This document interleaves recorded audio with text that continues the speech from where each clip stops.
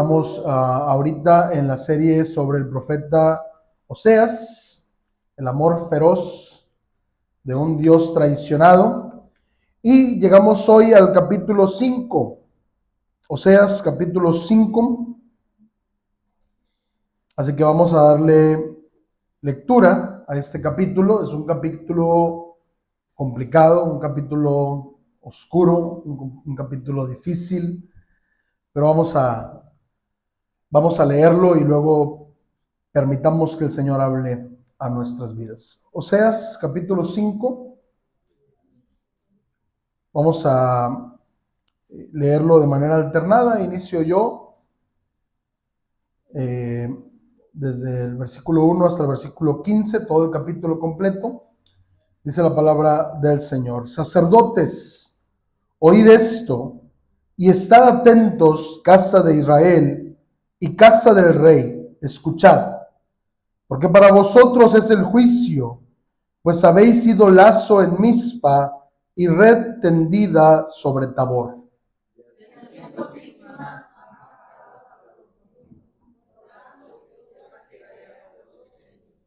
Yo conozco a Efraín, e Israel no me es desconocido, porque ahora, oh Efraín, te has prostituido y se ha contaminado Israel.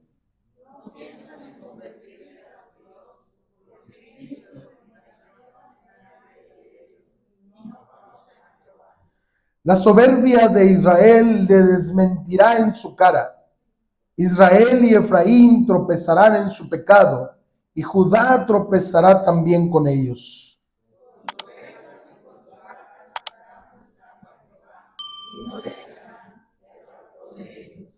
Contra Jehová prevaricaron, porque han engendrado hijos extraños.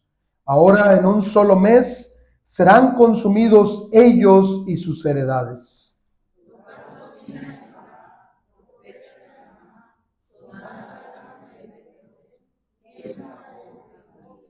Efraín será asolado en el día del castigo. En las tribus de Israel hice conocer la verdad.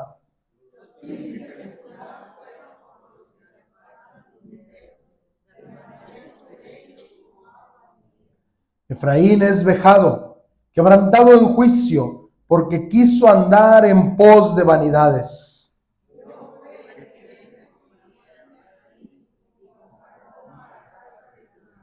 Y verá Efraín su enfermedad y Judá su llaga.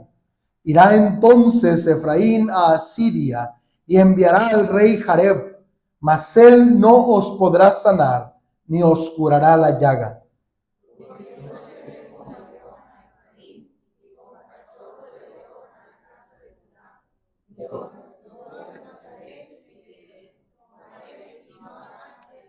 Unidos, andaré y volveré a mi lugar, hasta que reconozcan su pecado y busquen mi rostro.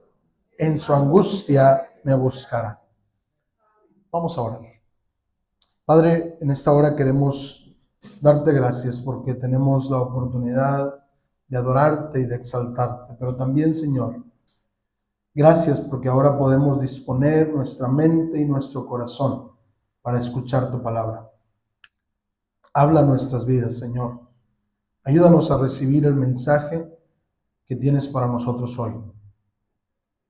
Perdona nuestras faltas y no permitas que nuestras limitaciones humanas para exponer o para recibir tu palabra sean un impedimento para que tu mensaje llegue a nuestros corazones. Bendice nuestras vidas. Oramos en el nombre de Jesús. Amén. Pueden tomar sus lugares.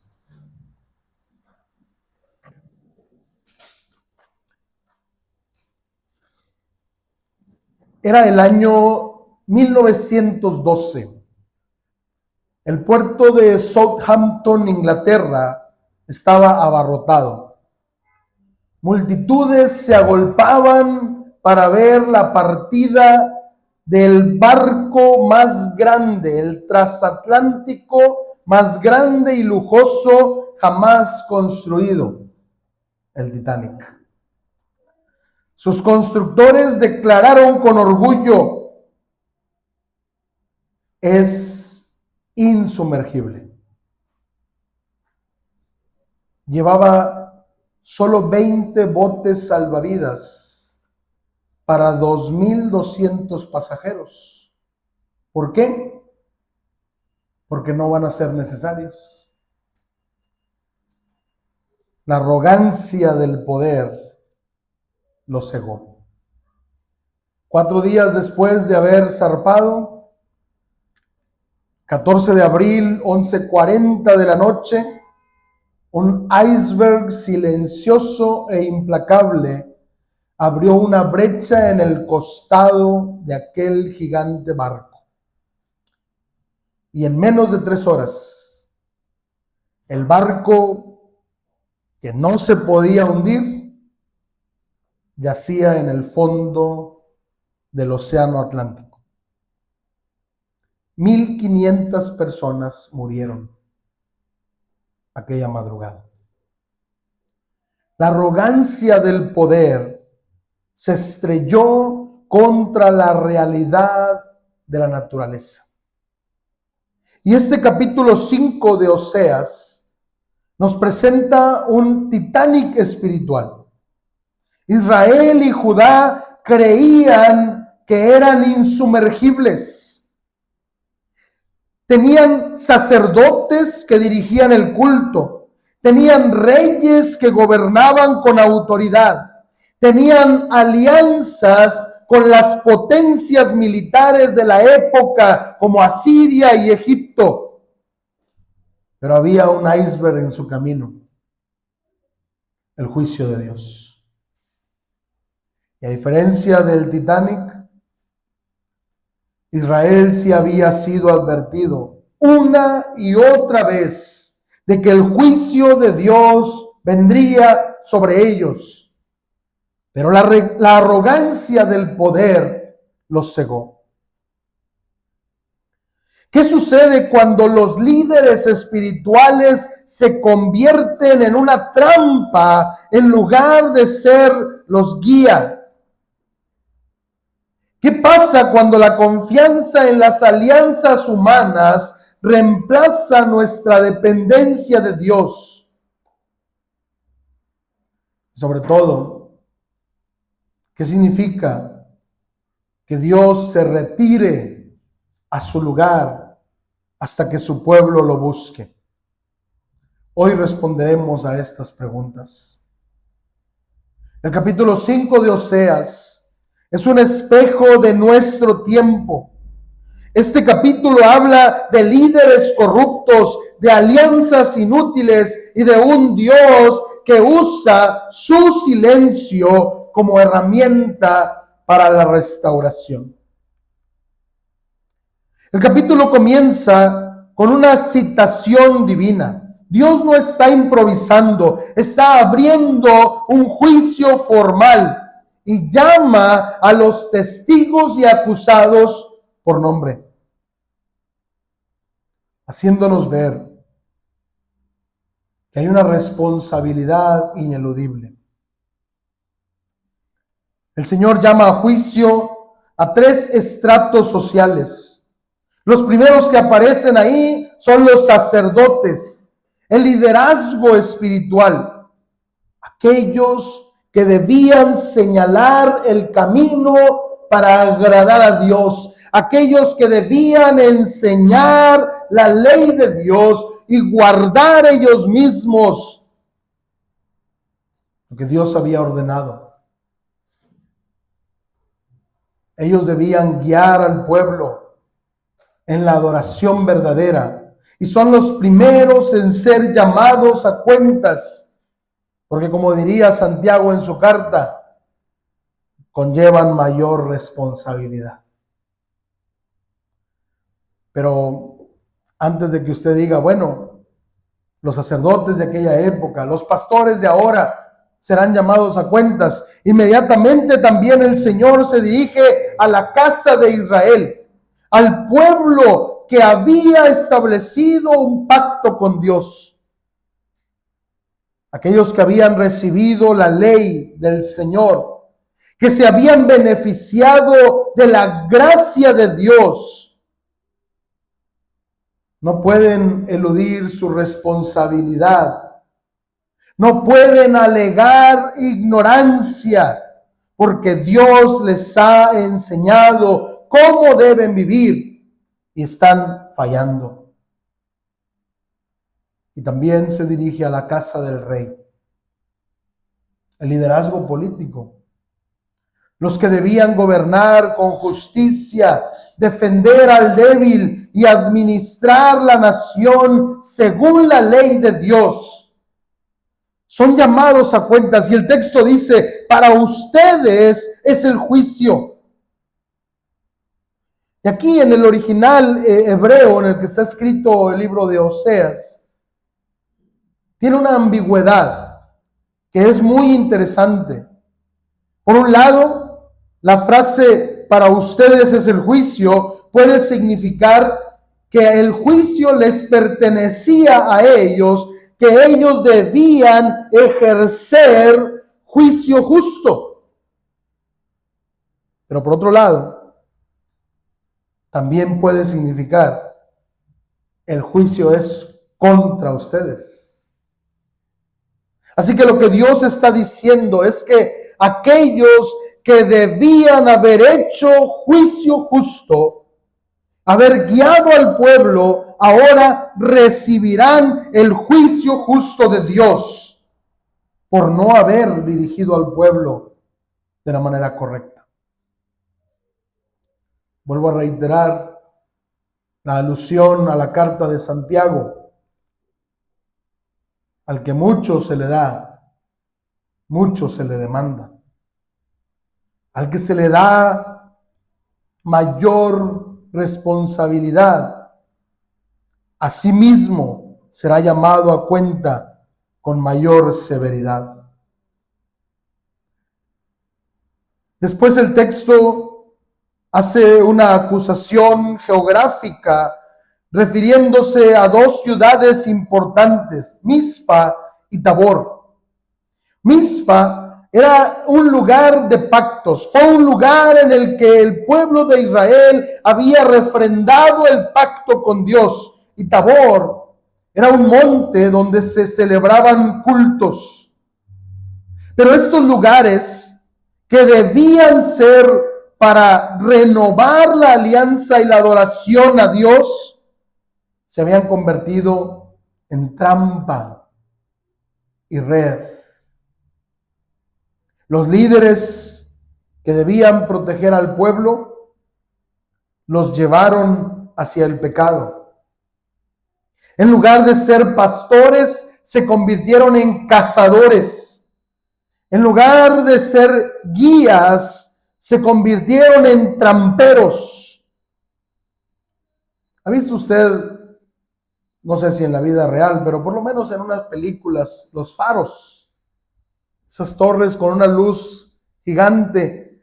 ¿Para qué es ese faro? Es para guiar a los barcos a puerto seguro, ¿sí?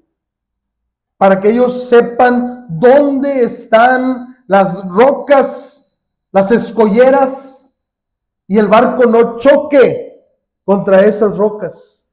¿Se imagina usted un faro mal instalado, un faro mal puesto, y que en las noches, en las madrugadas, mientras los barcos van siguiendo el faro, de pronto choquen contra las rocas? ¿Cuánto daño se haría? Eso es lo que está diciendo Oseas en esta primera parte del capítulo 5. El mayor peligro para el pueblo de Dios no son los enemigos externos, son los líderes que se convierten en trampa en lugar de guía. Justamente esta semana acaba de salir una noticia triste, lamentable, aberrante. En Reynosa, un pseudo pastor fue detenido acusado de violar a 15 señoritas en la iglesia.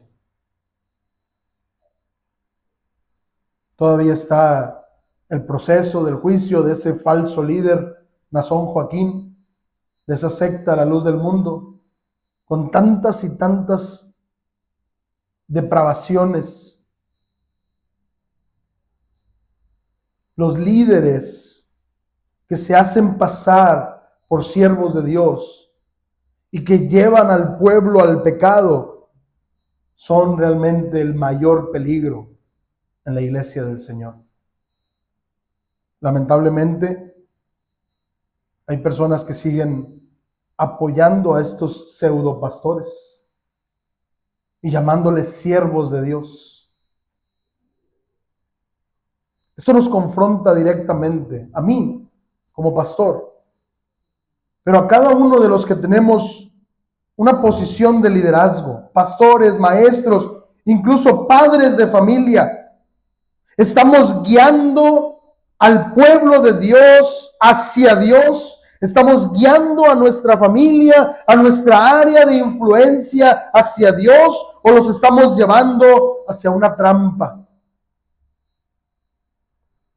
Lo que enseñamos, lo que decimos, lo que hacemos, ¿acerca a las personas a Dios o los aleja? Eso es algo que necesitamos analizar. Pero enseguida Dios confronta la ilusión más peligrosa, la idea de que el pecado puede ocultarse. El pueblo de Israel creía que podían pasar desapercibidos, pero Dios les dice: yo conozco a Efraín. Ya había mencionado antes que la expresión hacia la tribu de Efraín es una forma de referirse a todo el pueblo de Israel del norte. Dios está diciendo: yo conozco al pueblo. Y mis amados hermanos, este no es un conocimiento intelectual, es un conocimiento íntimo, completo. Y aquí está la ironía: ellos no conocen a Dios. Lo dice el final del versículo 4, lo vimos la semana pasada en el capítulo 4, el pueblo perece por falta de conocimiento. Ellos no conocen a Dios, pero Dios sí los conoce perfectamente. Dios conoce el pecado del pueblo, Dios conoce la hipocresía, Dios conoce la rebelión. No hay pecado secreto, no hay doble vida que se escape a los ojos de Dios. Todo está expuesto ante aquel a quien algún día tendremos que dar cuentas. Dios conoce a su pueblo. Dios sabe que el pueblo de Israel no tiene la menor intención de arrepentirse. Y aquí hay una expresión muy interesante. No están haciendo nada. Dice, no dan sus obras para volverse. No están haciendo nada para regresar al Señor. ¿Y sabe qué? Esto es algo muy peligroso, porque el pecado repetido, el pecado practicado, crea una incapacidad moral. El apóstol Pablo habla de la conciencia cauterizada. ¿Sí? Esto es real para nosotros los cristianos. Cuando usted peca, cuando usted le falla al Señor, se siente mal. El Espíritu Santo le redarguye. Pero si usted no atiende el llamado del Señor y vuelve a pecar, y vuelve a pecar, y vuelve a pecar, se va cauterizando la conciencia. Se va disminuyendo la capacidad de discernir que estamos pecando. Y por eso, lamentablemente, hay personas que se dicen cristianas y que están viviendo en pecado y que dicen, sí, yo sé que estoy mal, pero Dios conoce mi situación. ¡Qué terrible! Sí, de verdad, Dios conoce tu situación. Dios conoce tu pecado. Y a veces el Señor, dijera el apóstol Pablo en Romanos 1, los entrega a las prácticas pecaminosas. Dios te deja que peques, y eso es la forma más aterradora de juicio. Porque la disciplina es una expresión del amor de Dios. Y si Dios no te está disciplinando, es algo terrible. El Señor señala el espíritu de fornicación. Y quiero aclarar algo aquí. No está hablando de un demonio. Porque luego hay gente que cada que aparece la palabra espíritu lo ve como un demonio. No es el demonio de fornicación. No existe tal cosa. La fornicación es pecado. Aquel que dice que no puede dejar de pecar, de adulterar o de fornicar porque tiene un demonio, está tratando de evadir su culpa, su responsabilidad. Lo que el Señor está diciendo aquí es que el pecado repetido crea una cultura, crea un ambiente donde ya se vuelve más fácil pecar que abandonar el pecado. Alguna vez leí, nunca lo he intentado, pero alguna vez leí que la forma de cocinar la rana era poniéndola primero en agua a temperatura ambiente, viva, y luego empezar a prender la estufa, a subir la temperatura. Porque si usted pone una rana en el agua hirviendo, tiene la capacidad de saltar y salir. Y se quedó con las ganas de las ancas de rana.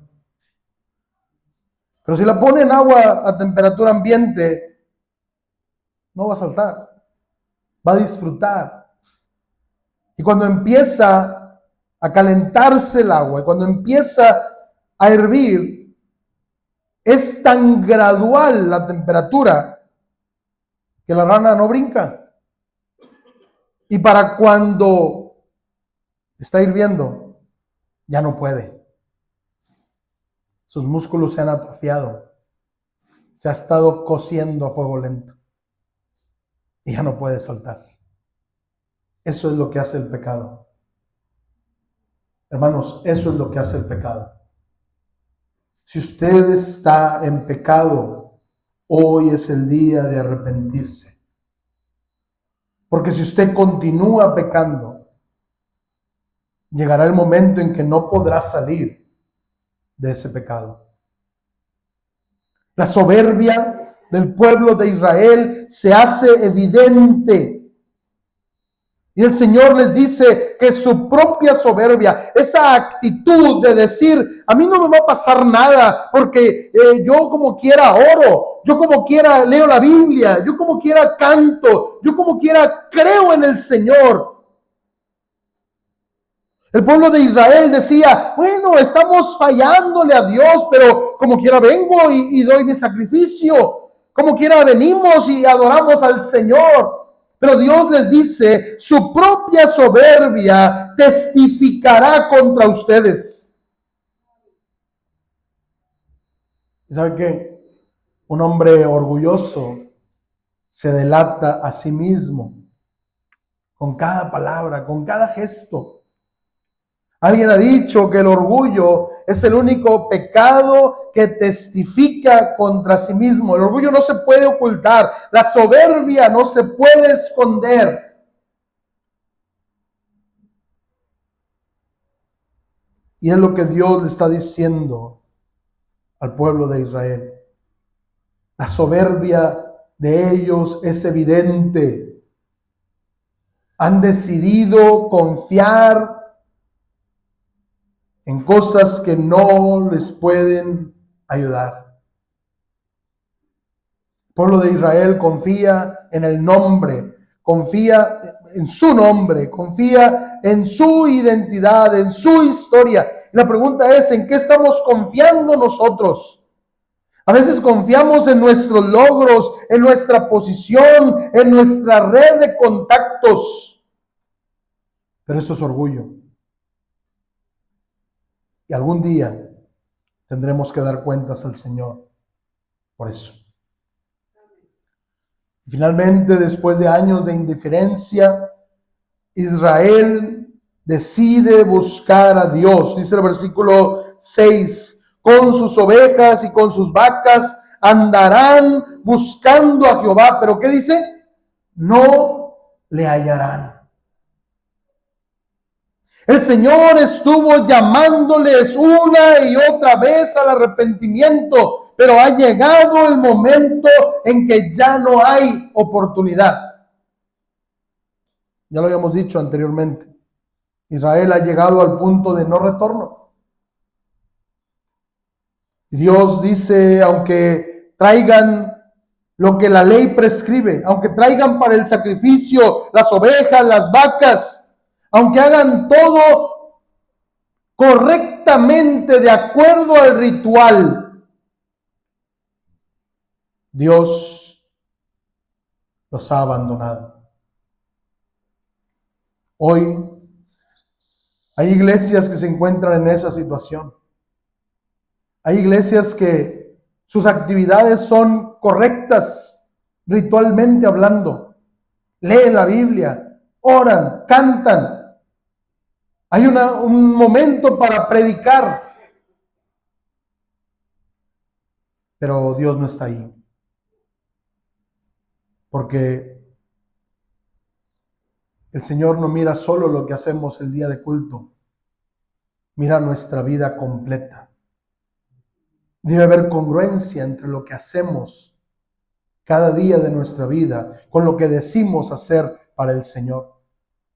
Es como un hijo que ignora a su padre por años y cuando el padre está en el lecho de muerte, llega con un ramo de flores enorme. A veces ni siquiera es el lecho de muerte, a veces es ya el panteón. Y la pregunta es, ¿y ya para qué? Dice el Señor, van a traer vacas, ovejas, van a querer hacer sacrificios, pero no van a hallar a Jehová, porque Dios se apartó de ellos. Dios los ha abandonado.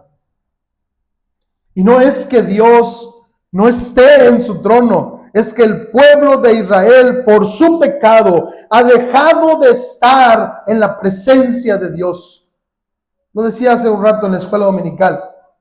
Usted y yo podemos estar físicamente en el mismo espacio, pero si usted no vive una vida agradable al Señor, si yo no vivo una vida agradable al Señor, no estamos adorando.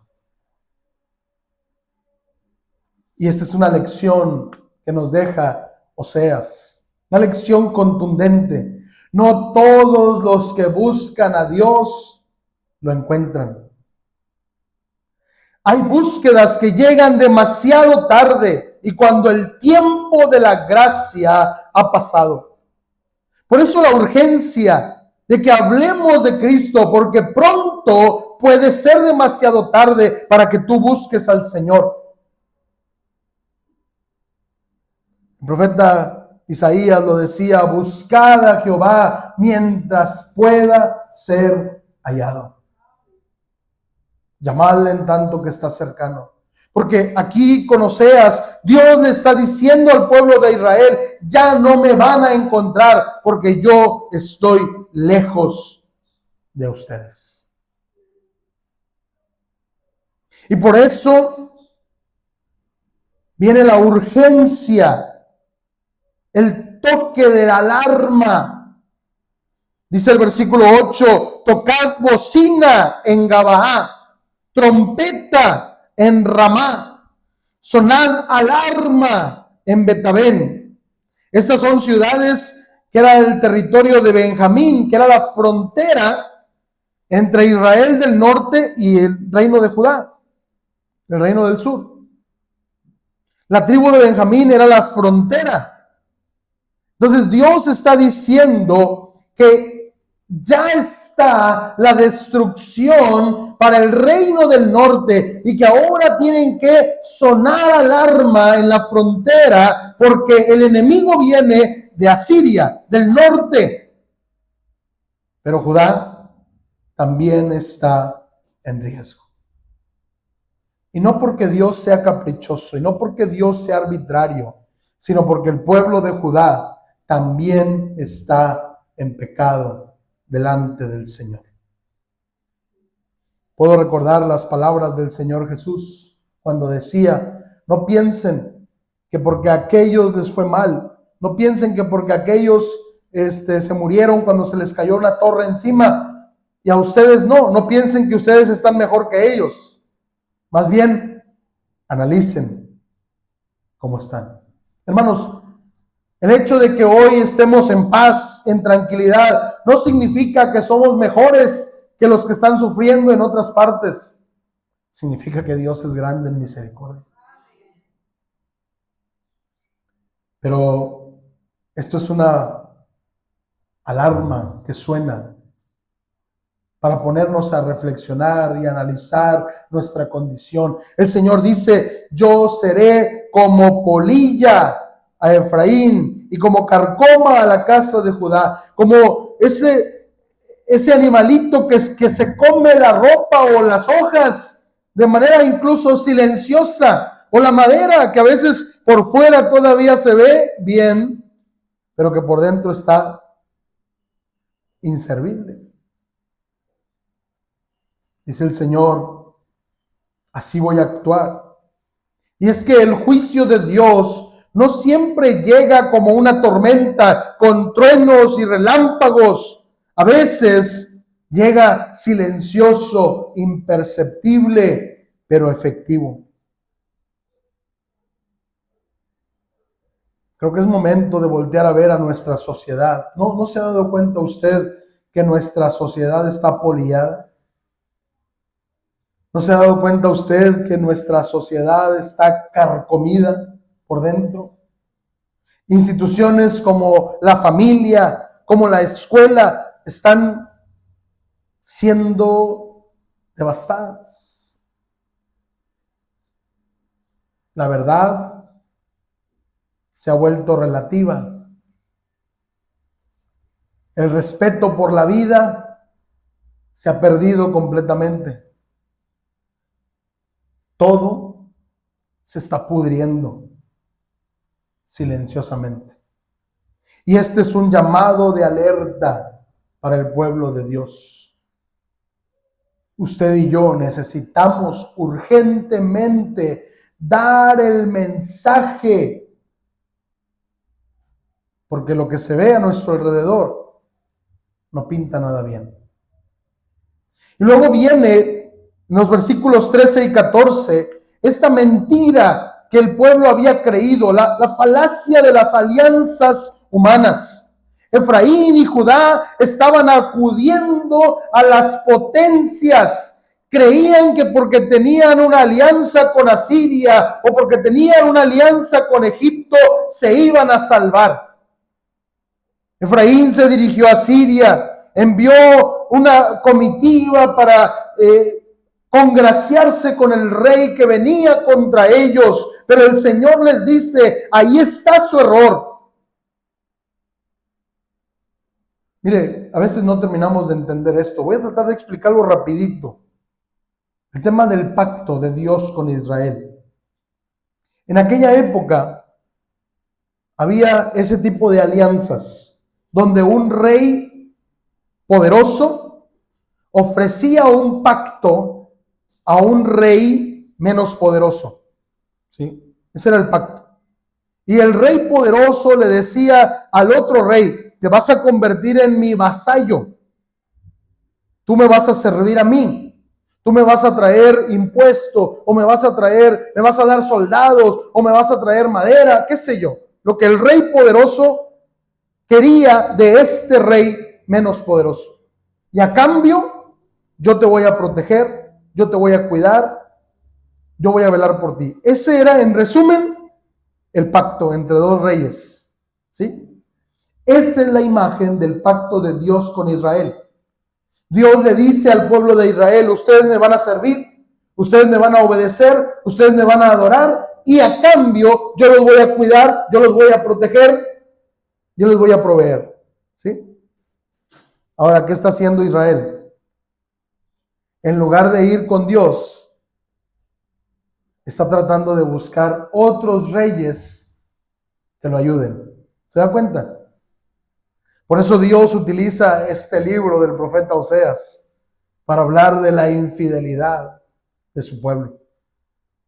En lugar de buscar a Dios, están buscando otro tipo de soluciones. Pero, dice el Señor, esas superpotencias son impotentes para curar el pecado. Asiria puede dar ejércitos, pero no puede dar perdón. Puede dar protección militar, pero no puede dar paz interior.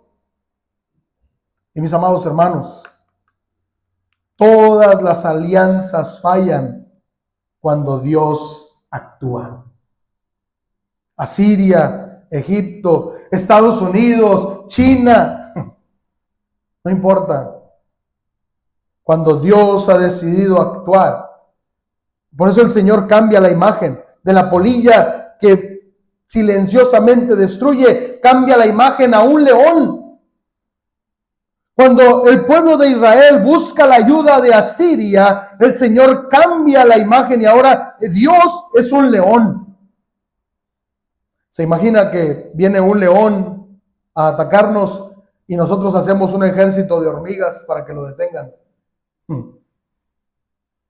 Así de risible es. Dios le está diciendo al pueblo de Israel: esas superpotencias no pueden detener lo que yo he determinado. Y así llegamos al versículo más importante del capítulo 5. La esperanza en medio del juicio. De una manera poética, Dios anuncia que se retira. Dice el versículo 15: andaré y volveré a mi lugar. Pero mis amados hermanos, cuando Dios se retira, cuando Dios guarda silencio, no es un abandono total. Esto es lo maravilloso de Dios. Nuestro Dios es fiel. Dios es fiel a su pacto, aunque el pueblo de Israel ha sido infiel. Dios es fiel. Aunque nosotros le somos infieles, aunque nosotros le fallamos, Dios es fiel. El silencio de Dios es un juicio, pero Dios es misericordioso. Es como un padre que, aunque le ha repetido una y otra vez a su hijo las consecuencias de sus malas decisiones, hay momentos en que el padre tiene que permitir que su hijo sufra las consecuencias, pero aún así el padre mostrará amor en el momento más aterrador. Cuando esto no sucede, algo en nosotros brinca, porque no podemos pensar que un padre no muestre amor por su hijo. Hace algunos años, no recuerdo cuántos, unos 7 años, 8 años más o menos, vino una vez a un culto aquí con nosotros un joven de mi edad. Fue compañero mío en el bachillerato. Llegó y me dio gusto saludarlo. Platiqué con él. Lo visité un par de veces. Vivía aquí en la colonia. Este joven había vivido una vida tremenda, terrible, y estaba enfrentando la necesidad de un trasplante de riñón.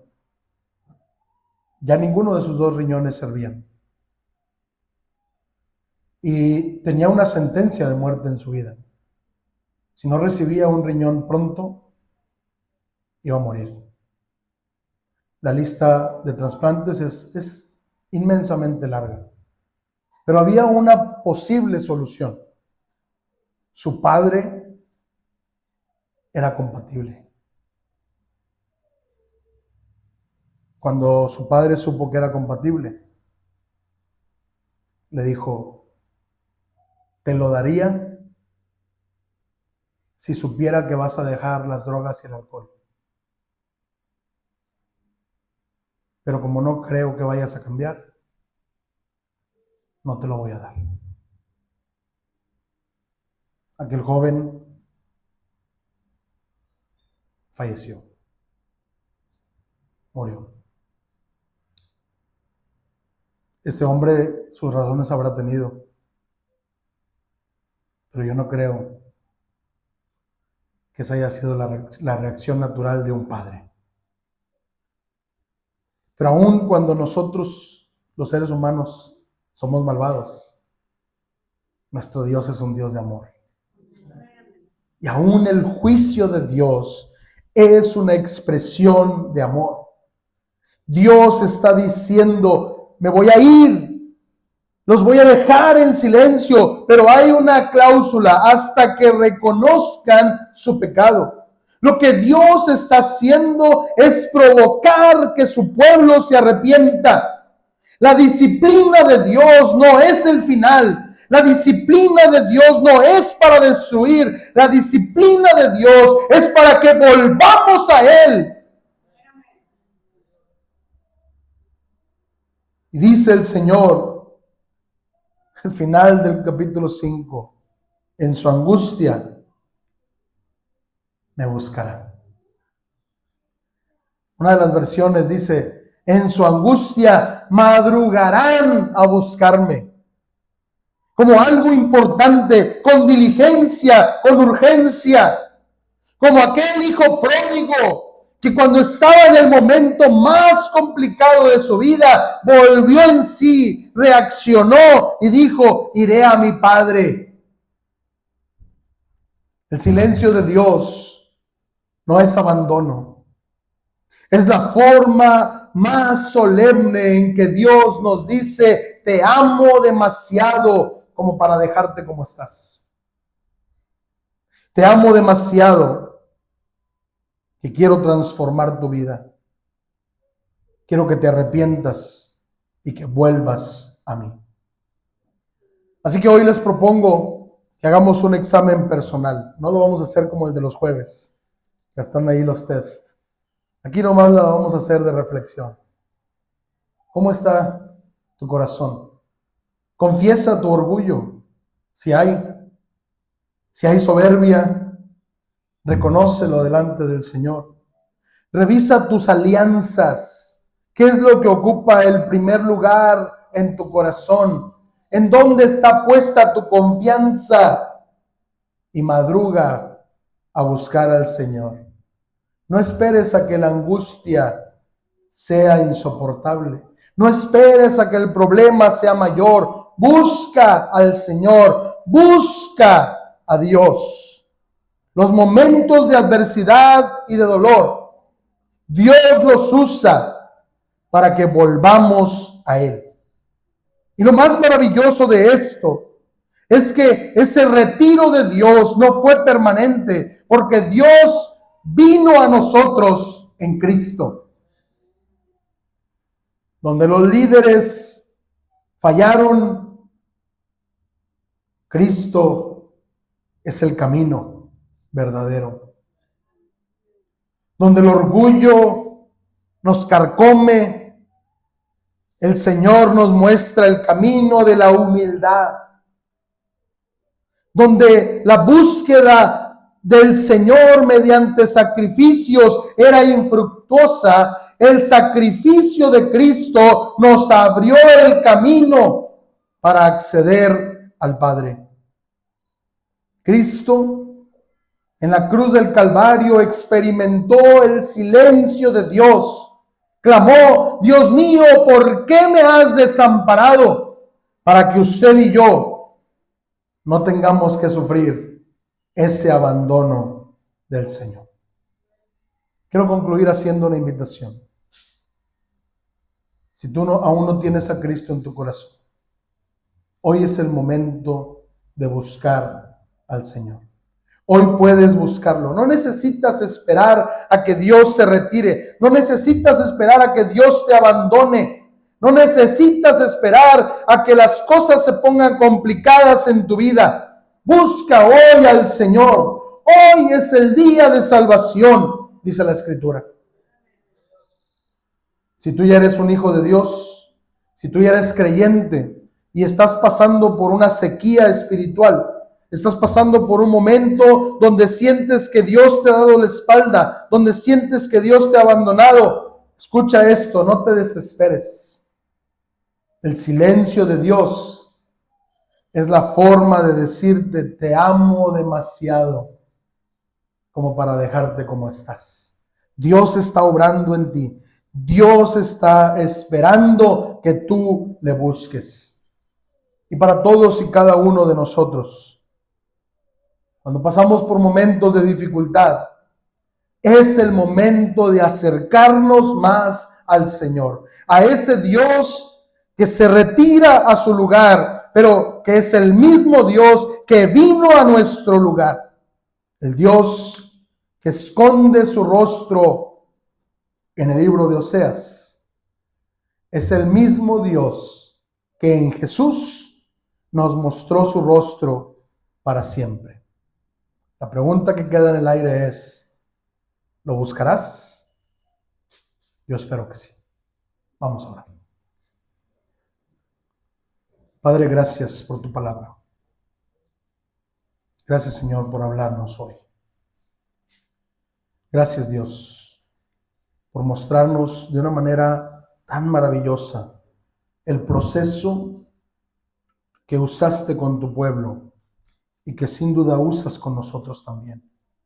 Señor, ayúdanos, te necesitamos tanto. Si hay alguien en este lugar que aún no tiene a Cristo en su corazón, quebrántale, Señor. Ayúdale a entender que necesita a ese Salvador que es Cristo el Señor. A los que somos tus hijos, ayúdanos a refrendar nuestro compromiso contigo, a disfrutar nuestra comunión contigo, a vivir haciendo tu voluntad cada día. Te damos honra y gloria, Señor, en ese nombre que es sobre todo nombre, de Cristo Jesús. Amén. Así que, hermanos, busquemos al Señor. Él está esperando que nos volvamos a Él.